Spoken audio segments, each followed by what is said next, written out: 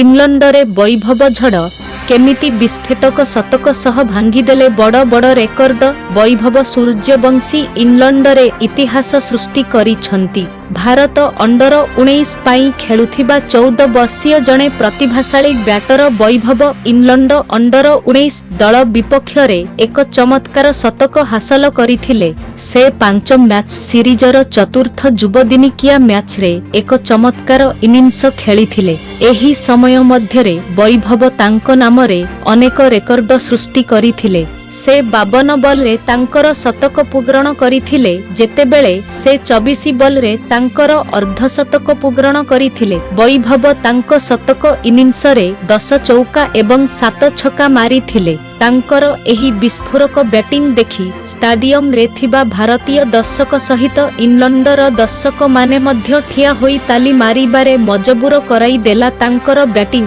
ବୈଭବ ଚଳିତ ବର୍ଷ IPLରେ ଶତକ ହାସଲ କରିଥିଲେ, ଯେତେବେଳେ ସେ ଯୁବ ଟେଷ୍ଟରେ ମଧ୍ୟ ଶତକ ହାସଲ କରିଛନ୍ତି। ଏବେ ଯୁବ ଦିନିକିଆରେ ଶତକ ହାସଲ କରି ସେ ତାଙ୍କ ନାମରେ ଏକ ବଡ଼ ସଫଳତା ହାସଲ କରିଛନ୍ତି।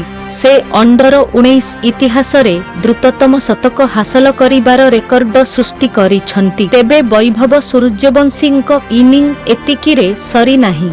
ସେ ତାଙ୍କ ବିସ୍ଫୋରକ ବ୍ୟାଟିଂରେ ମୋଟ 10ଟି ଛକା ଓ 13ଟି ଚୌକା ମାରି 78 ବଲ୍ରେ 143 ରନ୍ର ଧୁମକେଦାର ପାରି ଖେଳିଥିଲେ। ଭାରତ 5 ମ୍ୟାଚ୍ ବିଶିଷ୍ଟ ସିରିଜରେ 2-1ରେ ଆଗୁଆ ଅଛି। ସିରିଜର ପ୍ରଥମ ମ୍ୟାଚ୍ ଭାରତ ଜିତିଥିଲା ବେଳେ ଦ୍ୱିତୀୟ ଦିନିକିଆରେ ଇଂଲଣ୍ଡ ଏକଦମ ପ୍ରତ୍ୟାବର୍ତ୍ତନ କରିଥିଲା। ତାପରେ ଭାରତ ତୃତୀୟ ଦିନିକିଆ ଜିତି ସିରିଜରେ ଆଗୁଆ ହୋଇଥିଲା।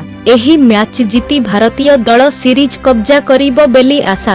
IPL ପରଠାରୁ ବୈଭବ ସୂର୍ଯ୍ୟବଂଶୀ ବହୁତ ଭଲ ଫର୍ମରେ ଅଛନ୍ତି। ଗତ IPL ସଂସ୍କରଣରେ ରାଜସ୍ଥାନ ରୟାଲ୍ସ ପାଇଁ ଡେବ୍ୟୁ ସିଜିନରେ ସେ ଏକ ଚମତ୍କାର ଶତକ ମାରିଥିଲେ।